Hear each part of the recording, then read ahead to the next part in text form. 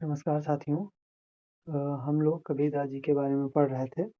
उनसे संबंधित जो पीवाईक्यू हैं, उनको सॉल्व कर रहे थे। तो आज प्रश्न है कबीरदास जी की भक्त पद्धति पर प्रकाश डालिए। 2017-18 में पूछा जा चुका है। संत कबीरदास भक्ति काल के निर्गुण काव्यधारा के ज्ञान मार्गी कवियों में सबसे प्रतिभाशाली कवि हैं। उन्होंने राम को निर्गुण रूप में स्वीकार किया है। वे राम के निर्गुण निराकार स्वरूप के प्रति समर्पित थे और उन्हीं के भक्त थे। वे निर्गुण की उपासना का संदेश देते हैं। उनकी राम भावना ब्रह्म भावना से सर्वथा मिलती है। कबीर पहले भक्त हैं, फिर कवि हैं।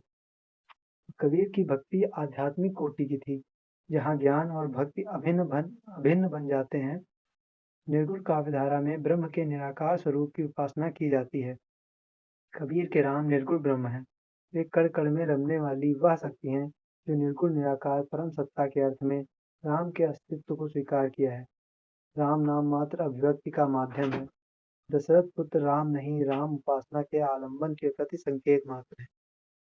सूफी संत कवियों के परंपरानुसार कबीर ब्रह्म राम को पति मानते थे और अपने को उनकी पत्नी या बहुरिया कहते थे। शुद्ध चैतन्य का प्रतिनिधित्व करते हुए कबीर कहते हैं कि मैंने न जन्म लूंगा और न मरूंगा, मैं न जन्म लूंगा और न मरूंगा और न यह सामान्य जीवन ही व्यतीत करूंगा। मैं गुरु के उपदेश द्वारा प्रतिपादित परम तत्व राम में ही रमता रहूंगा। आत्म तत्व को सब कुछ बताते हुए वे कहते हैं कि वह मछली है, वही कछुआ है। कबीरदास जी कहते हैं कि राम के बिना हमारा किसी प्रकार का कोई अस्तित्व नहीं है। हम न जीवित कहे जा सकते हैं और न मरे हुए कहे जा सकते हैं। कबीरदास जी के राम ब्रह्म राम हैं। कबीर जिस राम की उपासना करते हैं, वे अविगत और अविगत हैं, परम तत्व और वेद पुराण आदि उसका मर्म नहीं जानते हैं। कबीर के राम की न तो रूपरेखा है, न कोई वर्ण है। वे निर्भय निराकार, अलग निरंजन, वर्ण अवर्ण से परे, सृष्टि और लय से परे। वे लोक और वेद दोनों से परे हैं। कबीर की कविताओं में निरूपित या सर्वव्यापी अगोचर परम तत्व ही सृष्टि का करता है। कबीर के निर्गुण राम कृपालु हैं, भक्तों के लिए करुणा निधान है, दुख भंजन और प्रतिपालक। हमारे राम सर्वव्यापी विश्व चेतना स्वरूप हैं, न कि दशरथ राम होकर सगुण व्यक्त रूप हैं। दशरथ पुत्र ही लोग बखाना, राम नाम का मरम न जाना। कबीर की भक्ति भावना को हम निम्नलिखित रूप में देख सकते हैं। उनके काव्य में हम लोग उनकी भक्ति भावना को देख सकते हैं। कबीरदास जी ने निर्गुण की उपासना की है। कबीर ने राम को निर्गुण रूप में स्वीकार किया है तथा वह निर्गुण राम की उपासना का संदेश देते हैं। निर्गुण राम जपऊँ रे भाई। उनके अनुसार राम फूलों की सुगंध से भी पतला, अजन्मा और निर्विकार है। वह विश्व के कण कण में स्थित है। उसे कहीं बाहर ढूंढने की आवश्यकता नहीं है।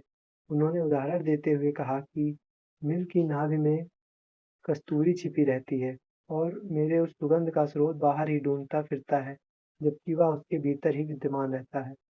कस्तूरी कुंडली बसै मृग ढूंढे वन माहि। ऐसे घट घट राम है दुनिया देखे नाही।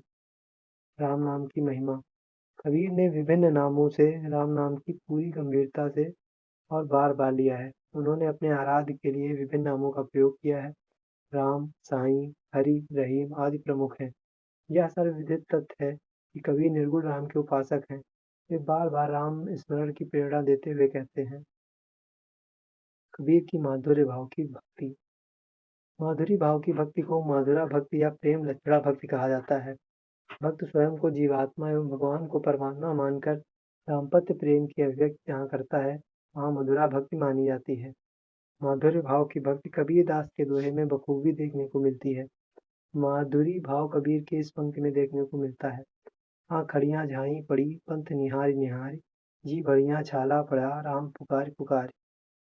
तो कबीरदास जी की दास्य भाव की भक्ति। कबीर भले ही निर्गुण मार्गी भक्त कवि हों, किंतु उनमें दास्य भाव की भक्ति दिखाई देती है। भक्ति के लिए अपने उपास्य के प्रति अनन्य भावना होनी चाहिए।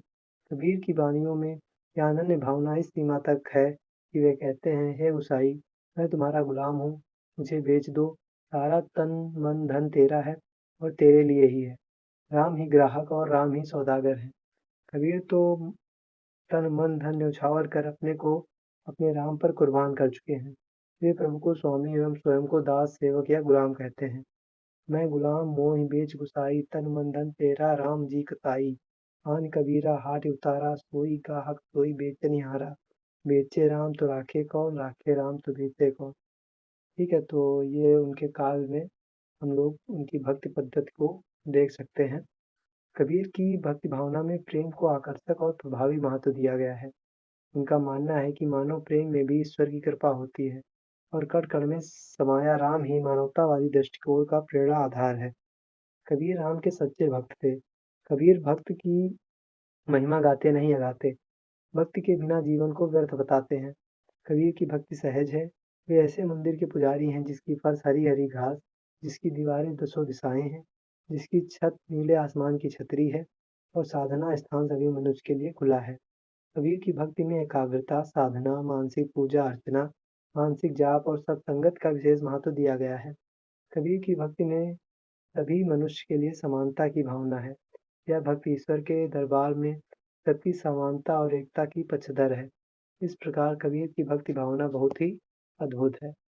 तो ये आपका प्रश्न का उत्तर कंप्लीट हो गया है। तो अब नेक्स्ट क्वेश्चन नेक्स्ट वीडियो में देखेंगे हम लोग। धन्यवाद।